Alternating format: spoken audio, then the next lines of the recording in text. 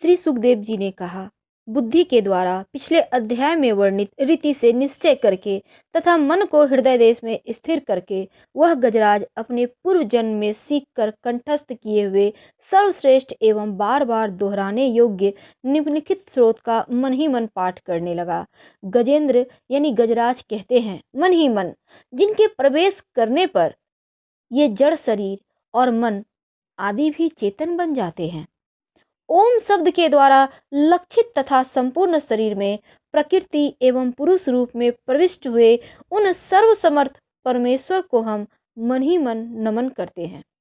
जिनके सहारे यह विश्व टिका है, जिनसे यह निकला है, जिन्होंने इसकी रचना की है और जो स्वयं ही इसके रूप में प्रकट हैं। फिर भी वो इस दृश्य जगत से एवं इनकी कारणभूता प्रकृति से सर्वथा परे विलक्षण एवं सर्वश्रेष्ठ है। उन अपने आप बिना किसी कारण के बने हुए भगवान की मैं शरण लेता हूँ।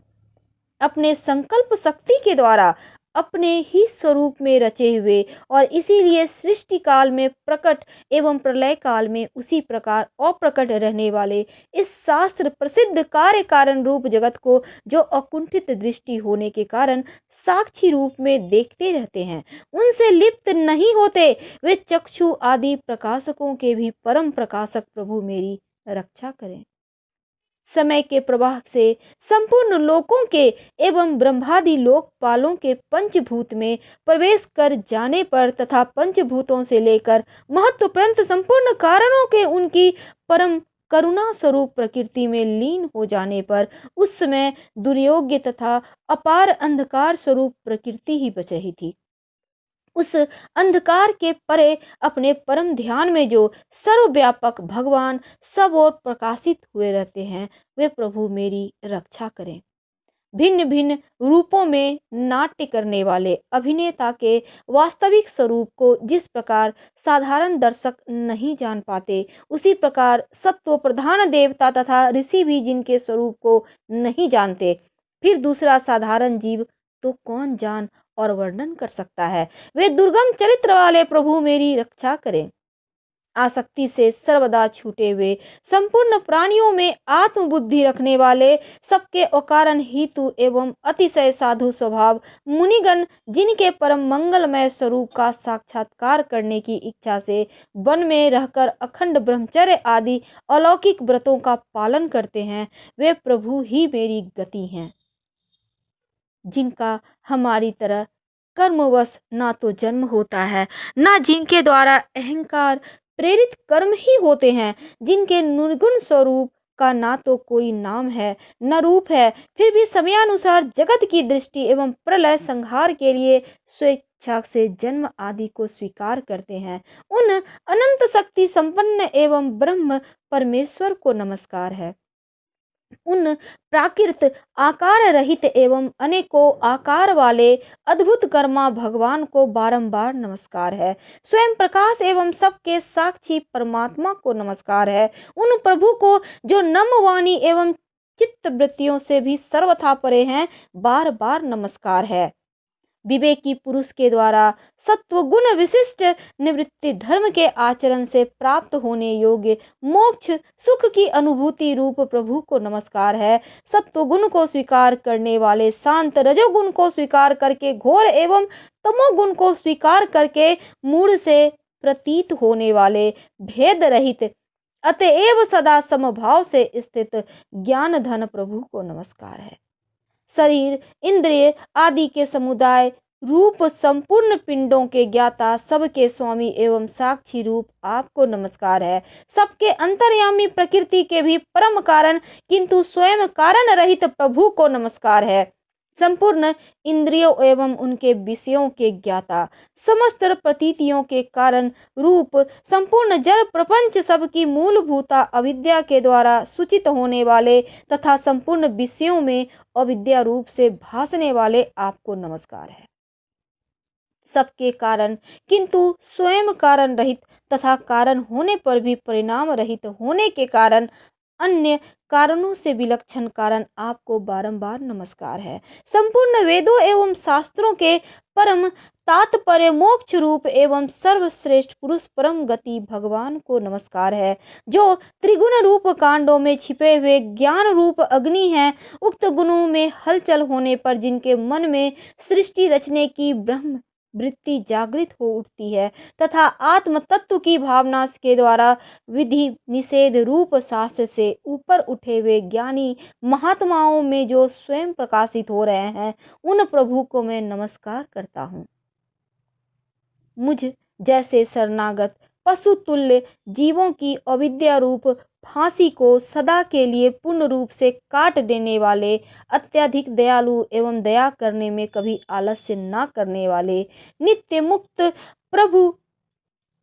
को नमस्कार है। अपने अंश से संपूर्ण जीवों के मन में अंतर्यामी रूप से प्रकट रहने वाले सर्वनियंता अत्यंत परमात्मा आपको नमस्कार है। शरीर, पुत्र, मित्र, घर, संपत्ति, कुटुंबियों में आसक्त लोगों के द्वारा कठिनता से प्राप्त होने वाले तथा मुक्त पुरुषों के द्वारा अपने हृदय में निरंतर चिंतित ज्ञान स्वरूप सर्वसमर्थ भगवान को नमस्कार है, जिन्हें धर्म अभिलाषित भोग धन मोक्ष की कामना से भजने वाले लोग अपनी मनचाही गति पा लेते हैं, अपितु जो उन्हें अन्य प्रकार की यथाचित भोग एवं अविनाशी पार्षद शरीर भी दे देते हैं। अतिशय दयालु प्रभु, मुझे जैसे इस विपत्ति से सदा के लिए उबार लो। जिनके अनन्य भक्त जो वस्तुतः एकमात्र उन भगवान के ही शरण हैं, धर्म अर्थ आदि किसी पदार्थ को नहीं चाहते, अपितु उन्हीं के परम मंगलमय एवं अत्यंत विलक्षण चरित्रों का गान करते हुए आनंद के समुद्र में गोते लगाते रहते हैं, उन अविनाशी सर्वव्यापक सर्वश्रेष्ठ ब्रह्मादि के भी नियामक अभक्तों के लिए प्रकट होने पर भी भक्ति योग द्वारा प्राप्त करने योग्य, अत्यंत निकट होने पर भी माया के आवरण के कारण अत्यंत दूर प्रतीत होने वाले, इंद्रियों के द्वारा अगम्य तथा अत्यंत दुर्विज्ञ अंतर रहित किंतु सबके आदि कारण एवं सब ओर से परिपूर्ण उन भगवान की मैं स्तुति करता हूँ। ब्रह्मादि समस्त देवता, चारों वेद तथा संपूर्ण चराचर जीव नाम और आकृति भेद से जिनके अत्यंत क्षुद्र अंश के द्वारा रचे गए हैं, जिस प्रकार प्रज्वलित अग्नि से लपटे तथा सूर्य से किरणें बार बार निकलती हैं और पुनः अपने कारण में लीन हो जाती हैं, उसी प्रकार बुद्धि, मन, इंद्रियां और नाना योनियों के शरीर, यह गुणमय प्रपंच जिन स्वयं प्रकाश परमात्मा से प्रकट होता है, पुनः उन्हीं में लीन हो जाता है।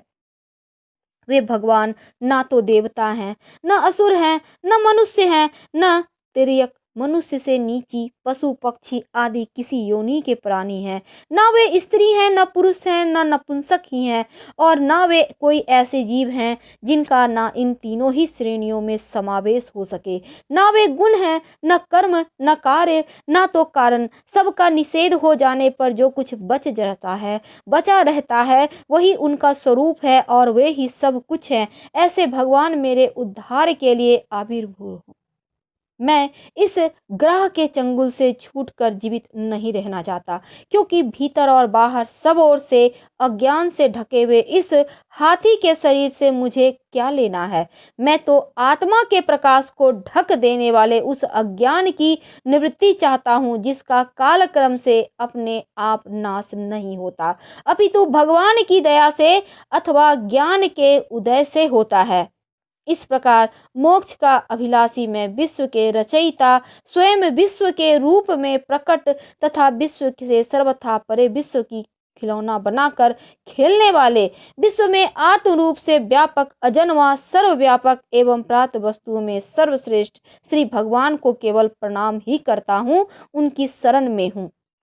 जिन्होंने भगवत भक्ति रूप योग के द्वारा कर्मों को जला डाला है। वे योगी लोग उसी योग के द्वारा शुद्ध किए हुए अपने हृदय में जिन्हें प्रकट हुआ देखते हैं, उन योगेश्वर भगवान को मैं नमस्कार करता हूँ, जिनकी त्रिगुणात्मक शक्तियों का राग रूप वेग असह्य है, जो संपूर्ण इंद्रियों के विषय रूप में प्रतीत हो रहे हैं, तथापि जिनकी इंद्रियां विषयों में ही रची बसी रहती है, ऐसे लोगों को जिनका मार्ग भी मिलना असंभव है, उन शरणागत रक्षक एवं अपार शक्तिशाली आपको बार बार नमस्कार है,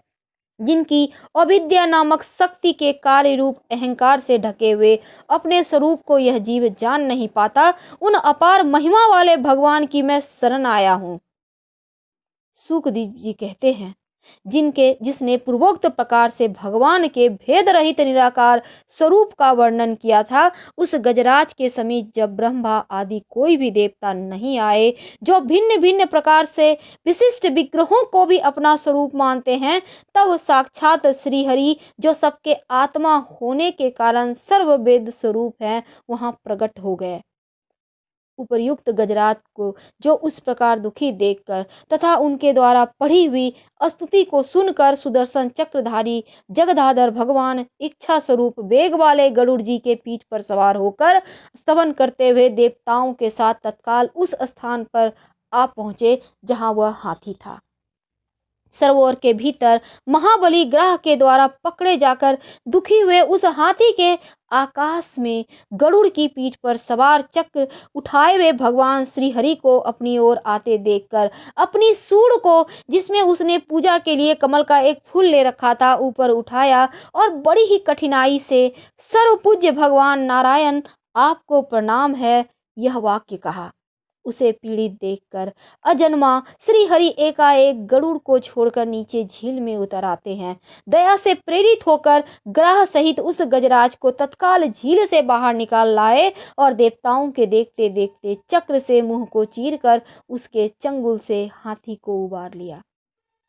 हिंदू धर्म शास्त्रों के अनुसार जब आप किसी भयंकर मुसीबत में फंस जाएं, तो गजेंद्र मोक्ष के पाठ करने से भगवान विष्णु आपको उन मुसीबतों से बाहर निकाल लेंगे, जैसे उन्होंने गजेंद्र नाम के गज को मगरमच्छ के मुंह से बाहर निकाला।